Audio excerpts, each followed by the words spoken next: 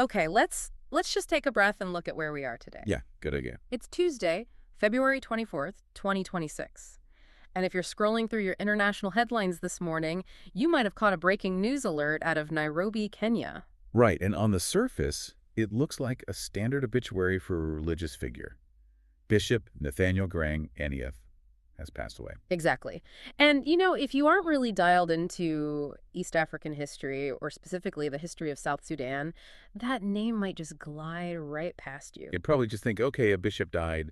It's sad, but, it happens every day. Right, but then you actually start looking at the reaction. I was going through the feeds coming out of Juba this morning and looking at the diaspora communities in the U.S. and Australia, and the tone isn't just sad, it's seismic. It really is. They aren't talking about him like he was just a guy who ran a church. They're calling him a liberation pillar. One of the sources even called him a spiritual guerrilla leader. Yeah, that's the phrase that completely stops you in your tracks, isn't it? Yeah. Spiritual guerrilla leader. It sounds like an oxymoron. It totally does. Yeah. Because usually you have the guys with the guns and you have the guys with the Bibles, and they stay in very, very different lanes. But this deep dive we're doing today is about what happens when those lanes completely merge. We aren't just doing a straight biography today. We're trying to answer a much bigger question about crisis leadership. Which is so relevant. We talk a lot about leading through uncertainty in the corporate world or in politics. Right, but what does leadership actually look like when the uncertainty is a 20-year civil war? And you're literally leading people through swamps with no food, no infrastructure, and there are people actively hunting you. It's leadership stripped down to the absolute bone. And to understand this, we've pulled together a really diverse stack of sources for you. What are we looking at? So we have the official statements from the Episcopal Church of South Sudan that just dropped this morning. We've got the on-the-ground reporting from Radio Tamazuj and iRadio covering the immediate reaction. Which is great for the facts. Exactly. But the real gold here comes from Panwell Media. They have these incredible archives of personal accounts, stories from people who were literally children in the refugee camps in the 90s that describe what it was actually like to be in a room with this man. And that's where the whole mythic aspect comes in, because before we get to the politics or the war, we have to talk about the name. For decades, the outside world didn't even know his real name. They just knew him as the Lost Bishop. Which, come on, that sounds like an Indiana Jones title. It really does. But it wasn't some fun adventure story. It was a literal descriptor of his reality. So let's walk it back. How exactly does a bishop get lost? To understand that, you have to understand the map and the specific moment in time. So Nathaniel Garang Anyieth was born in 1940 in Verkuk village, which is in Jonglei State. Okay. And just for context, this is a very rural, very difficult environment, even in peacetime. He actually didn't start primary school until he was 14 years old. Wait, 14. So he's a teenager sitting in a first grade class. Exactly. And that detail really matters because it shows you his tenacity right out of the gate. He was playing catch-up from day one. But he eventually makes it to Nairobi for theological studies, gets ordained in 1975, and starts rising through the ranks. Right, but the real pin in the timeline, the date we need to focus on, is 1984. Yes. 1984 is the year he becomes the first Diocesan Bishop of Bor. And this was a massive deal locally, right? A huge deal. Because before this, that seat was completely dominated by foreign missionaries. He was the first son of the soil, a native South Sudanese man, to take that chair. It was a moment of immense local pride. But, and this is the tragedy of the timing, 1984 is also the exact year the Second Sudanese Civil War really starts to catch fire. Let's just pause there for a second, because I think a lot of people hear Sudanese Civil War and they know it was bad, but they might not grasp the actual stakes. We aren't talking about a mild political disagreement here. Oh, no, not at all. We are talking about an existential conflict. Broadly speaking, it was the North Khartoum trying to impose a very specific religious and cultural identity on the South. So it was a war over resources, but also over identity. Secularism versus theocracy. And it was brutal. We're talking scorched earth tactics, aerial bombardments, mass displacement of millions of people. So Bishop Nathaniel takes his seat in Bor, his hometown, right as this absolute inferno is engulfing the region. And standard procedure for a high-ranking cleric in a war zone is usually, well, what is it? Do they evacuate? Usually, yes.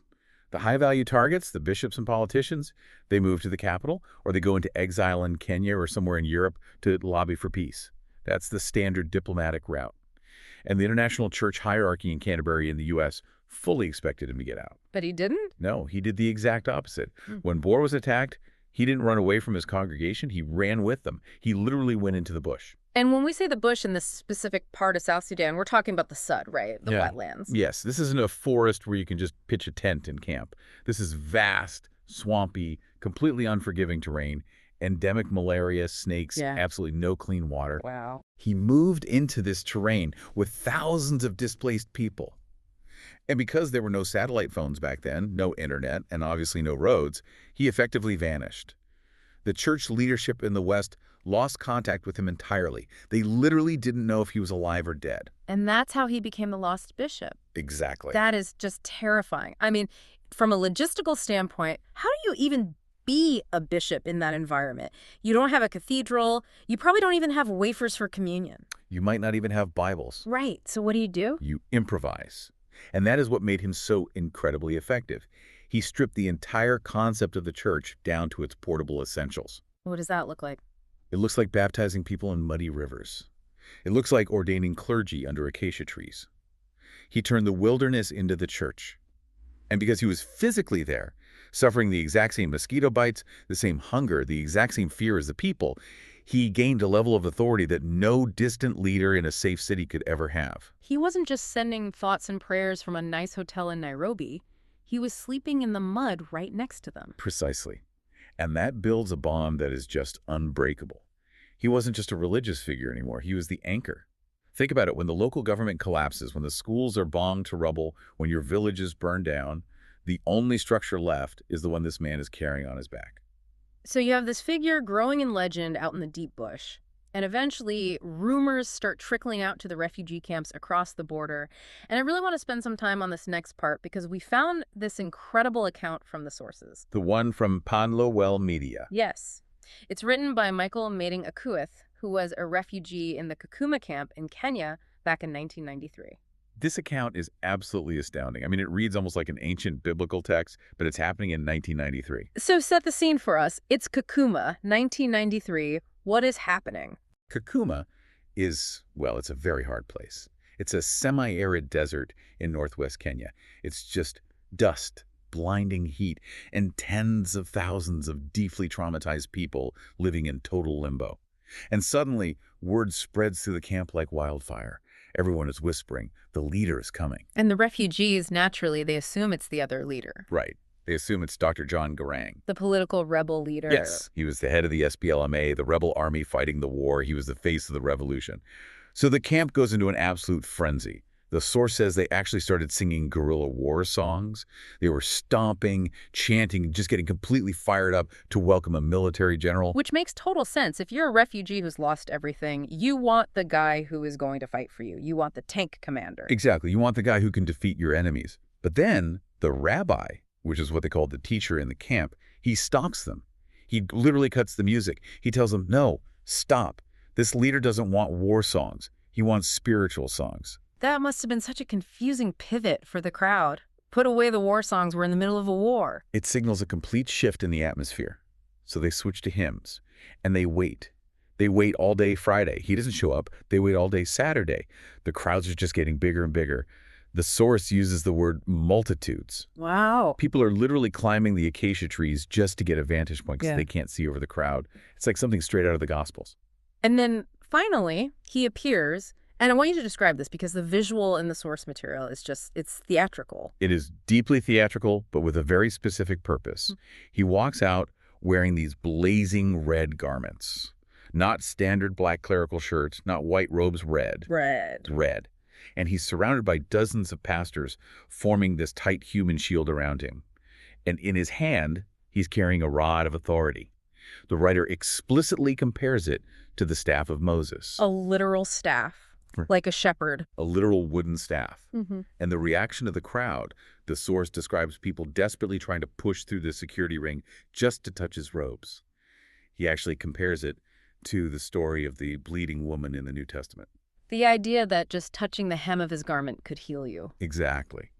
Women were ululating, men were screaming and cursing demons. It was absolute pandemonium. It was pure emotional release. I'm trying to imagine the psychology of that moment. These are people who have lost their homes, their cattle, their entire way of life. They are living in a foreign desert. Why did this specific figure, this Moses in red robes, trigger that intense of a reaction? Because they were desperate for a narrative that made sense of their suffering. Look, if you are just a refugee, you are a victim. That's a hopeless passive identity. But if you are the children of Israel wandering in the wilderness, then your suffering actually has a destination. It has a purpose. Yes. Bishop Nathaniel wasn't just giving them a nice sermon. He was giving them a story they could live inside. He was telling them, we aren't lost. We are on a journey to the promised land. That is such a powerful reframing of trauma. But here's the thing that really struck me in the research.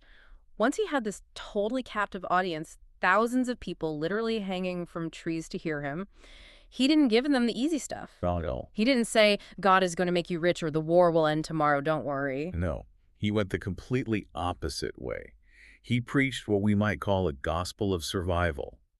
The source explicitly says he taught them suffering without expecting any reward. Which is an incredibly hard sell. Think about that pitch. Hey, everyone, welcome to church. You're going to suffer and you're going to get nothing for it. How does that inspire anyone? It sounds incredibly harsh to our modern ears, but you have to understand the context of the bush. He was inoculating them against despair. If you expect a reward and it doesn't come, you give up. So he told them that greed and laziness were the actual enemies that would keep them from the promised land. He was managing expectations. Exactly. Yeah. He coined this formula for success that the refugees repeated. He said it requires two things: God and your own determination. God plus grit. God plus grit. He was telling them, pray. Yes, absolutely pray. But also, get up and work. Yeah. He explicitly warned them that just like the Israelites in the Bible, not everyone actually makes it to the destination. Right. He said that those who lacked discipline, or those who were just there for the wrong reasons, would fall by the wayside. It's almost like military discipline, but entirely framed as spiritual obedience. It had to be.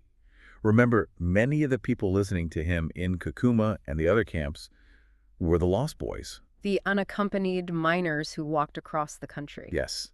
They didn't have parents. They didn't have any traditional societal structure. He was giving them a strict code of conduct to survive the bush.